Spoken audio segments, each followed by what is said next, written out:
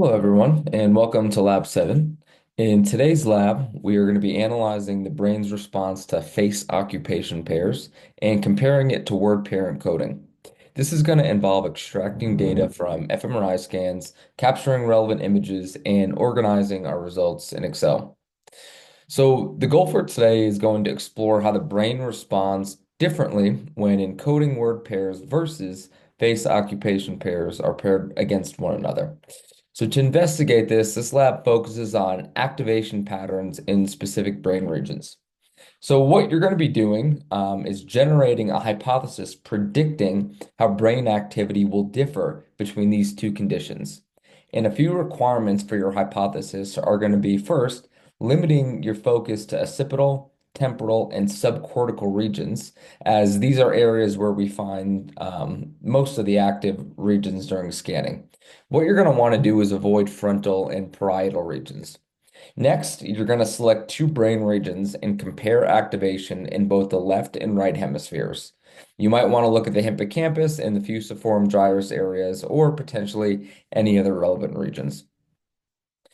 Again, for this week, we want to make sure that we're following the explicit instructions when we're setting up MATLAB. So again, you're going to be working on adding that path, which is going to be in your desktop, basically getting into that directory. So again, using the CD command and making sure that you're in the data folder and then opening up to JSPM view.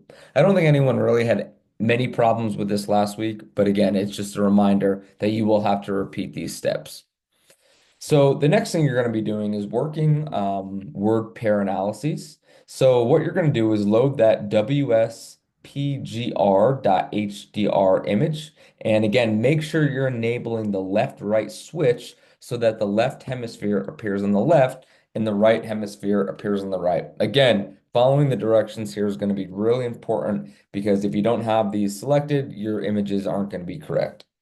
So the next thing you're going to be doing is overlaying SPM. So that SPM T_NE document should be loaded, setting that positive threshold to 4.03, and then setting the minimum cluster size to 34. You're then going to be extracting all the significant regions and then opening that Excel document and using the data, text to columns, fixed width, and then finish commands to format the Excel document correctly.